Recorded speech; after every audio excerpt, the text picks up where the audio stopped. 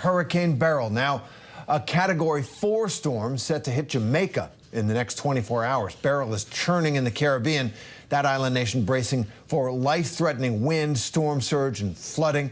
Earlier today, the storm was a Cat 5 and was the strongest July Atlantic hurricane on record. When Beryl first made landfall yesterday, it decimated parts of the little island of Carriacou in Grenada. At least 2 deaths are now being blamed on the storm there.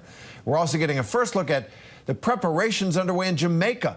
Beryl's less than 500 miles from the capital city of Kingston. Folks there gearing up for the storm.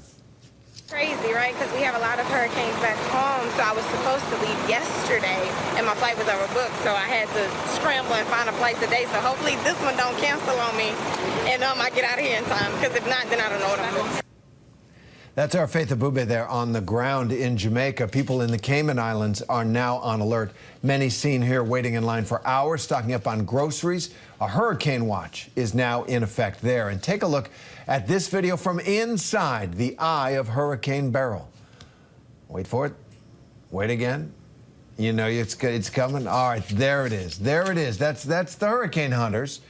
They're collecting data for forecasting, trying to understand this beast. It's just a monster, and you can see the eye wall there, that solid eye wall, always a sign of a very strong storm. Let's bring in ABC News meteorologist Kenton Jawecki. Kenton, first, Beryl is on the move right now, so what do you know about it? Well, Beryl right now is still a Category 4, as we mentioned, has 155-mile-per-hour winds with it. The cloud cover from Beryl extending up to the Dominican Republic, over towards Haiti as well. As you mentioned, it's less than 500 miles from Jamaica, where there is a hurricane warning. Hurricane warning, by the way, up for Cayman Islands now as well, where they're looking at seeing up to 8 feet of storm surge, also up to a foot of rainfall from the storm, let alone, not to mention, of course, the winds, which are going to be significant as it's moving over Jamaica. And the latest track puts the center of this hurricane either over Jamaica or just to the south of the island. Either way, it's a life-threatening situation there. Winds could be anywhere from 120 to 140 miles per hour as it's going over the island. It will, by the way, likely be the earliest a hurricane has ever hit the island of Jamaica. Also, Friday, getting to the Yucatan as a Category 1. It's weakening, by the way, as it moves to the west. It's getting into less favorable atmosphere for this. And then it'll head up into the Gulf of Mexico. And depending on some steering winds that are down here from a high pressure system in America, it could actually steer up either and make landfall again as a tropical storm by the end of the weekend, either in eastern Mexico or potentially in America too. We're looking at Texas there for that. These are some spaghetti models of the potential track. Yeah, I see that there. So Ken, we've seen this storm just explode in strength over the last few days. Why?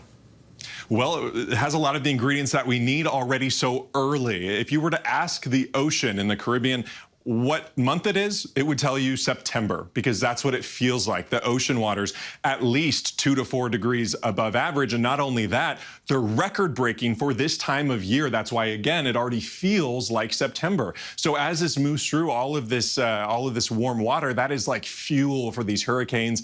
And then, of course, you need the winds to cooperate as well. And they have been so far. They're going to less so, which is why it's going to start dying down just a bit. But we are still so early in this season. It is only July 2nd.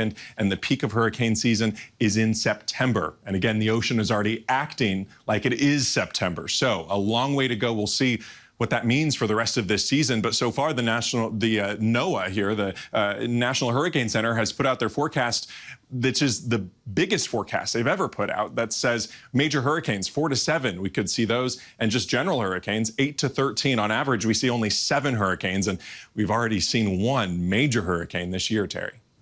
All right, Kenton Jawecki, thank you very much.